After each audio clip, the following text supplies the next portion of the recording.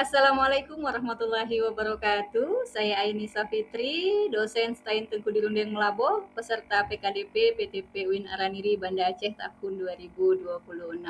Kali ini saya akan menyampaikan video pembelajaran dengan materi kecerdasan emosional dalam kepemimpinan. Ini merupakan mata kuliah psikologi kepemimpinan dan ini merupakan mata kuliah wajib di Prodi Manajemen Pendidikan Islam.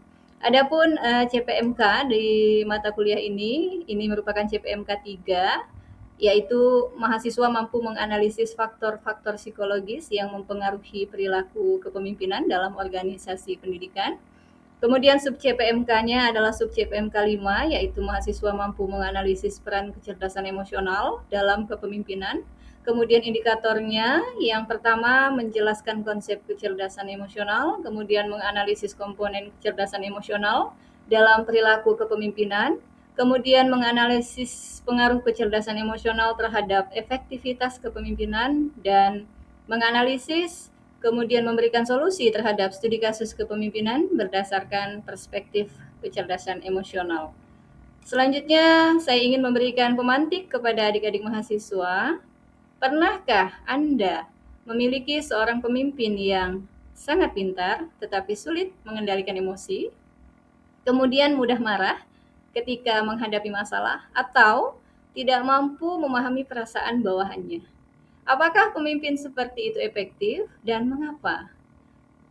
Silakan adik-adik mahasiswa memberikan jawaban berdasarkan pengalaman adik-adik mahasiswa berinteraksi dengan pemimpin di organisasi yang pernah dialami oleh adik-adik mahasiswa. Dan tentu ini memunculkan ya pengalaman-pengalaman yang beragam dari adik-adik mahasiswa. Nah, pengertian kecerdasan emosional itu sendiri menurut tokohnya Daniel Goleman, bahwasannya kecerdasan emosional ini adalah kemampuan seseorang untuk mengenali emosi diri sendiri, kemudian mengelola emosi, memotivasi diri, mengenali emosi orang lain, serta membina hubungan sosial secara efektif. Rumusnya sederhana. IQ atau Intelligent Quotient menentukan apa yang diketahui, dan EQ atau Emotional Quotient menentukan bagaimana menggunakan pengetahuan tersebut.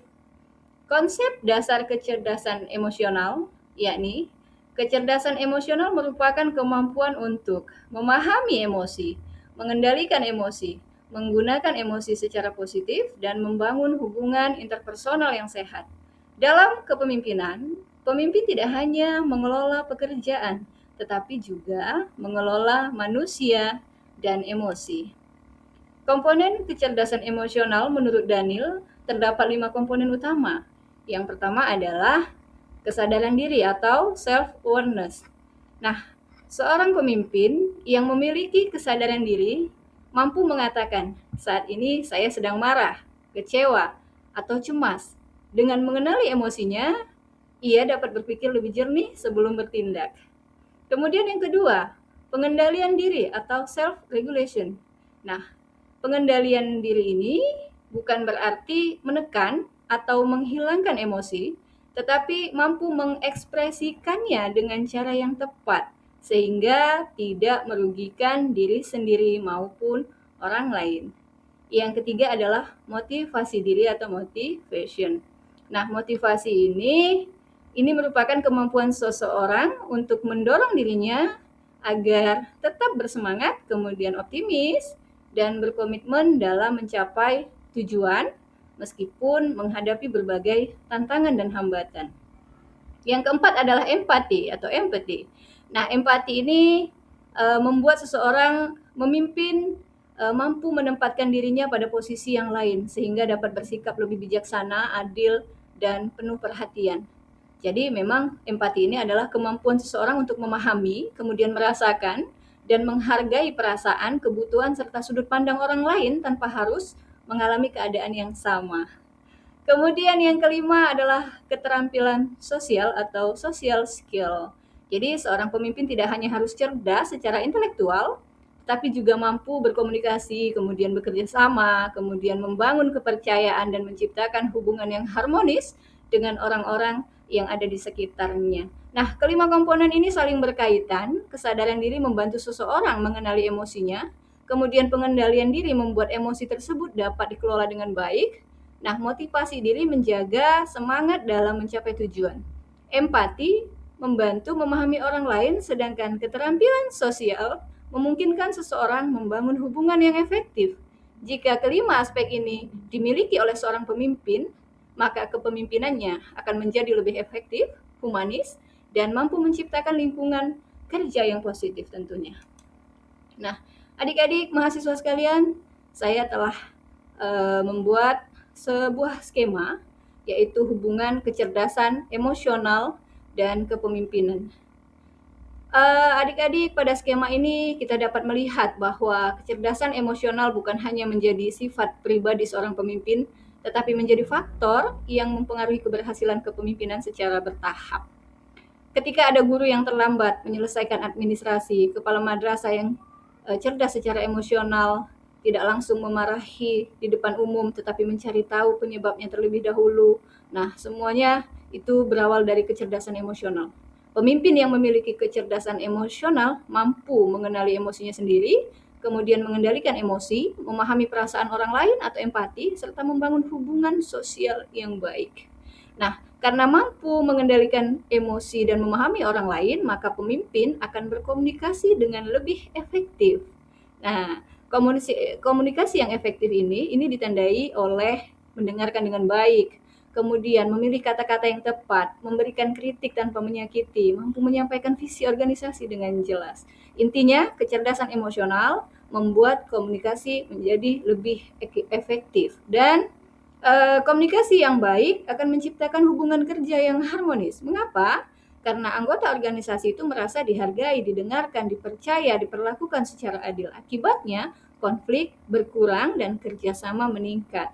Kemudian motivasi tim meningkat. Ketika hubungan kerja sudah harmonis, anggota tim akan lebih termotivasi. Mengapa? Karena mereka merasa nyaman bekerja, kemudian percaya kepada pimpinannya, kemudian memiliki semangat untuk mencapai tujuan bersama, kemudian rela memberikan usaha yang lebih baik. Motivasi tidak hanya berasal dari gaji, tetapi dari bagaimana pemimpin memperlakukan bawahannya juga. Kemudian kinerja organisasi meningkat. Jika motivasi seluruh anggota meningkat, maka produktivitas organisasi tentu juga akan meningkat. Hasilnya bisa berupa target organisasi yang tercapai, pelayanan semakin baik, disiplin meningkat, inovasi bertambah, kepuasan kerja meningkat. Dengan kata lain, kecerdasan emosional seorang pemimpin pada hakikatnya berdampak pada keberhasilan organisasi secara keseluruhan. Kemudian, peran kecerdasan emosional dalam kepemimpinan ini membantu pemimpin mengambil keputusan secara bijaksana, kemudian mengelola konflik, membangun kepercayaan, memotivasi anggota, menjalin komunikasi yang efektif, dan mengembangkan budaya organisasi. Nah, suatu studi kasus yang sudah adik-adik mahasiswa lakukan, ya saya paparkan satu contoh case studinya yang sudah adik-adik mahasiswa lakukan, yaitu adanya kepala madrasah yang baru, kemudian dikenal sangat cerdas dan disiplin, namun sering memarahi guru di depan umum, kemudian tidak mau mendengar masukan, sulit menerima kritik, dan guru menjadi takut dan kurang termotivasi. Nah, adik-adik mahasiswa juga telah melakukan diskusi kelompok, kemudian melakukan analisis berdasarkan case study yang adik-adik mahasiswa lakukan. Kemudian dalam analisis itu, ya, adik-adik mahasiswa merumuskan atau membuat rumusan analisis komponen kecerdasan emosional apa yang rendah, kemudian bagaimana dampaknya terhadap kepemimpinan, apa solusi yang diberikan. Nah, selanjutnya dari hal yang sudah adik-adik mahasiswa lakukan, analisis kasus adik-adik mahasiswa saya paparkan adanya 3 komponen yang lemah berdasarkan kasus tersebut. Yang pertama apa? Self-awareness. Yang kedua self-regulation. Yang ketiga empathy. Dan dari komponen yang lemah ini memunculkan dampak. Ada 3 dampak juga yang timbul dari 3 komponen yang lemah. Apa dampak pertama? Menurunnya motivasi guru. Yang kedua, menimbulkan konflik. Yang ketiga, menurunkan kepercayaan. Sehingga adik-adik mahasiswa telah merumuskan sebuah solusi dari komponen yang lemah, memunculkan dampak, dan solusi yang terbaik adalah yang pertama, adik-adik mahasiswa sampaikan pelatihan kecerdasan emosional. Yang kedua, coaching kepemimpinan. Yang ketiga, refleksi diri secara berkala. Ini sangat bagus, sangat luar biasa, dan sangat saya apresiasi studi kasus yang telah adik-adik mahasiswa lakukan, yang telah menjadi tugas pada perkuliahan kita. Dan tentunya ini sangat melatih ketajaman analisis dari adik-adik mahasiswa sekalian. Oke, baik. Sebelum kita melanjutkan, mungkin ada yang ingin bertanya sampai di sini. Tentunya ini juga menjadi diskusi yang sangat menarik di dalam pelaksanaan perkuliahan kita. Nah, adik-adik mahasiswa, sebelum kita mengakhiri perkuliahan kita, ya, jawablah secara jujur keempat pertanyaan dari saya. Yang pertama, bagaimana saya biasanya bereaksi saat marah? Yang kedua, apakah saya mudah memahami perasaan orang lain? Yang ketiga, apakah saya mampu menerima kritik? Yang keempat, komponen EQ apa yang perlu saya tingkatkan? Silahkan adik-adik mahasiswa tuliskan jawabannya di secari kertas yang ada di hadapan adik-adik mahasiswa sekalian. Ini menjadi refleksi diri bagi adik-adik mahasiswa sekalian. Dan pada akhirnya ya, kita dapat menarik kesimpulan bersama bahwa kecerdasan emosional merupakan faktor penting dalam kepemimpinan. EQ terdiri atas kesadaran diri, pengendalian diri, motivasi, empati, dan keterampilan sosial. Pemimpin yang memiliki EQ tinggi cenderung lebih efektif dalam mengelola orang dan organisasi. Keberhasilan kepemimpinan tidak hanya ditentukan oleh IQ, tetapi juga oleh EQ. Dan sampai di sini saya ucapkan terima kasih atas semangat dan perhatian serta diskusi yang hebat selama perkuliahan dari adik-adik mahasiswa sekalian. Satu hal yang ingin saya sampaikan sebagai penutup dari Daniel, bahwa kepemimpinan bukan tentang kekuasaan, tetapi tentang kemampuan memahami dan mengelola manusia. Terus semangat, tetap sehat, dan terus berprestasi adik-adik mahasiswa. Tugasnya di pertemuan mendatang adalah membaca dari berbagai literatur tentang materi kita yang berikutnya. See you next time. Assalamualaikum warahmatullahi wabarakatuh.